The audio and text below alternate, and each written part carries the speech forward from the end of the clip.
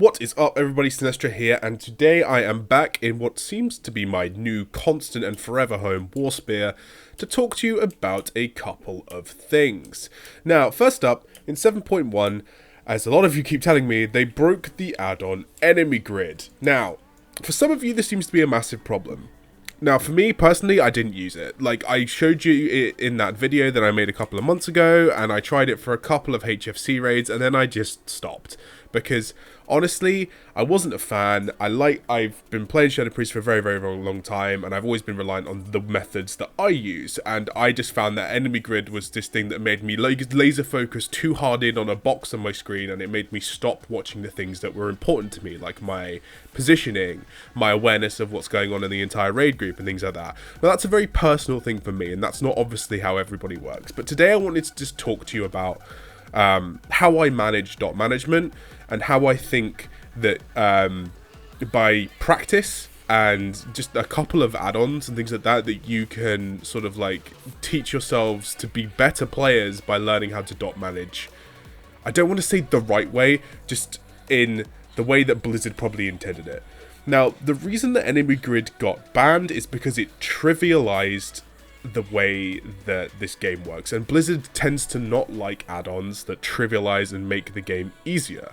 Now, as I said in that video, I didn't think it was going to last long, and the fact that it lasted, what, 2 patches was probably as good as that kind of thing was ever going to get. They might fix it, who knows, but if I was in your situation and you were now sitting there without Enemy Grid and you're wondering, what do I do? The last thing I would do is be thinking, oh, I'm just going to quit because I don't want to play Enemy Grid. That's silly. I would just learn to be better. Learn to be a player that's not reliant on a shitty add-on to be the best you can be. Because I tell you what, everyone's capable of doing this. It's not hard. It just takes some effective practice. So let's talk about what I do. So if you have my UI, which some of you do because it's available, there is a link in the description, you have my Elf UI set up with my nameplates, which has my debuff tracking all in my nameplates, right? If you don't have my UI, there's a great add-on called Tidy Plates, which I'll link to in the description as well. This is perfect for doing this, that does proper debuff tracking on nameplates. That's kind of all you need, guys, and learning how to use focus. So, for example, for me, on my key bindings, F1's my focus button, so I can hit through F1, focus on any specific target that I want. I can always track the dots that are on that target. Now, the best way to practice dot management is just to do it. Now, the first thing I want to do as well is just talk to you about a setting that's very important in both tidy plates and normal plates before we start going through this, which is if you go into, on ElvUI, if you go into the ElvUI settings, and you go into nameplates, and then you go into general options, you'll have nameplate motion type. This is really important for me, and it's called stacking nameplates. So you can have either overlapping nameplates, which just gets real messy because stuff can overlap like this, which I do not like, or you have stacking nameplates like this, where everything stays completely individual, so you never get nameplates overlapping. So you can see here that these nameplates will never like properly overlap, they will always like stack on top of each other. Now this is great, so when we sort of like line up here, and then we're looking down from here, we can actually see all 3 nameplates and things like that from here. The next thing is max cam doesn't work anymore and things like that, but stop resetting my camera, which is an add-on that was just introduced because basically to stop you having to press the keybind every time. Just make sure that you've got your camera set at the maximum distance that you can be. You should always be playing at maximum camera distance. It gives you a better view of what's going on everywhere. Clear your screen space as well. As you can see in my UI, there's not a lot in the middle, like things like that. There's not a lot of like things obscuring my space in the middle of my screen. So I have just that space. The only things here when I'm raiding is you have my boss mods and you have my weak auras when I'm in actual combat. So sort of like everything, the only things that are here is stuff that's super important. So what I would highly suggest is get yourself to Warspear, my new second home, and just start practicing. Now, like, when you start with 3 targets. So we're going to start with 3 targets here, and we're going to start just dotting them up and things like that. And I personally, the way I think about it when I'm doing this is I'm going left to right.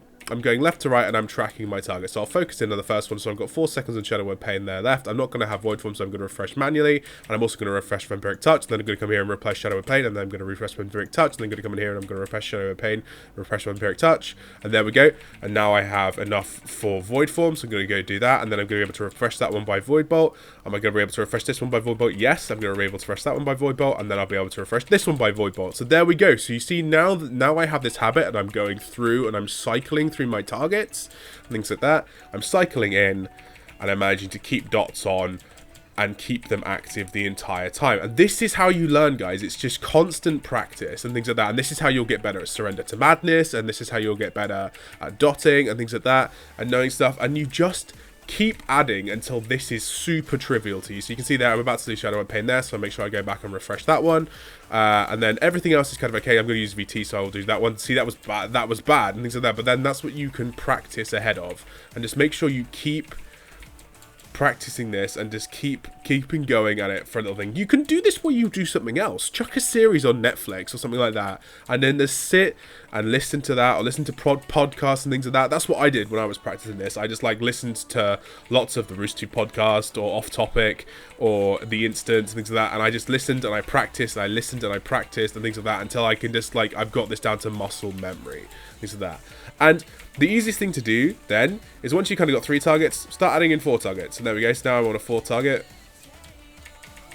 So then that's about to drop off there, so I refresh that, and then things like that, and then that's about to drop off there, so I'll refresh that, and then I need to refresh Vampiric Touch here and here, and I need to go back to here, and then I need to put Shadow Pain back on this target, and then we can cycle through. So we just lost VT on that one there, and then we're going to lose these ones here because I am awful today. But this is what I mean. This is what effective practice is all about. So things like that. So you can go through and you can fix issues like this. So like once you can do that, you can realize how you fix it. So like for me, the way to fix this is to go do a backward cycle.